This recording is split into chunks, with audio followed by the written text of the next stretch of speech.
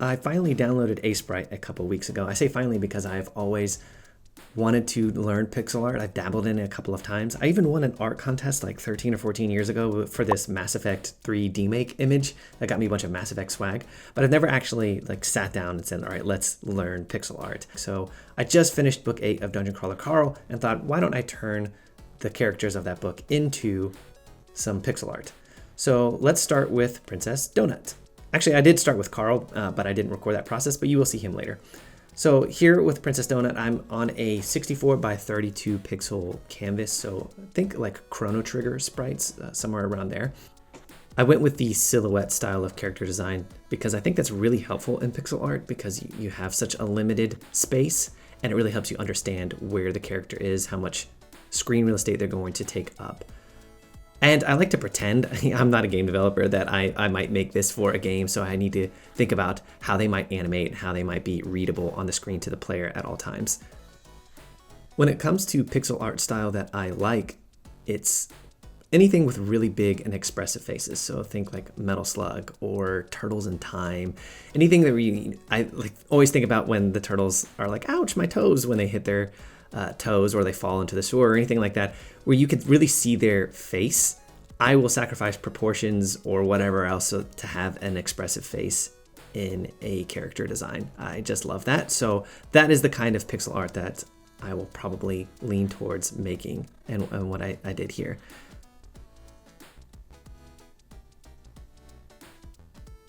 I also like the outline style, but rather than black outlines, I go with the kind of color, the darkest color near them. That's how I like to do my illustrations as well. So it's a natural carryover for me here. So I'm putting out those outlines a little bit now that I have gotten the general shape in. Right away though, I was having trouble with this tiara because I wanted it to be a 3-pronged tiara and noticed that it was kind of off center and hiding her ear.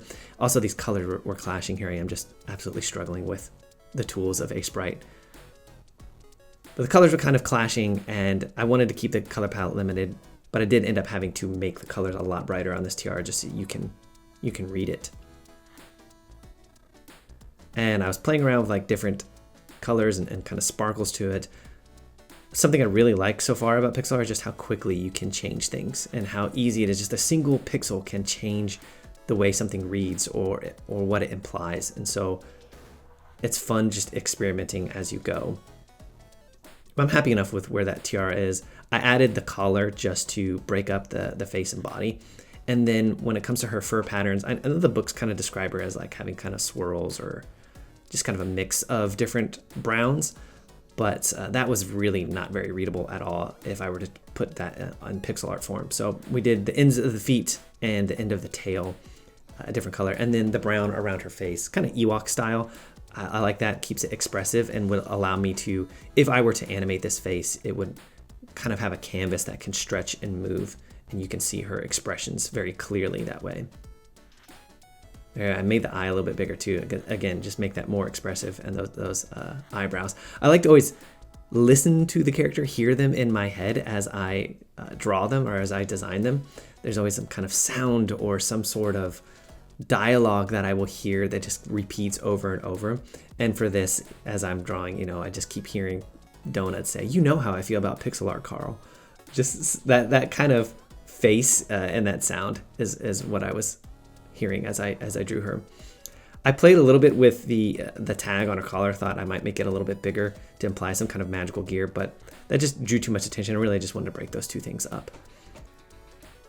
So here she is next to Carl. Brought her into this other canvas, and I think she fits nicely size-wise with him, about a head tall. You can see, again, Carl has a big expressive face. His head is slightly bigger than the rest of his body. That's because I want to be able to have those expressions on there. So there she is sitting next to him. I think that looks great. I decided next, let's try and see if I can get her up on his shoulder, because that happens all the time in the books.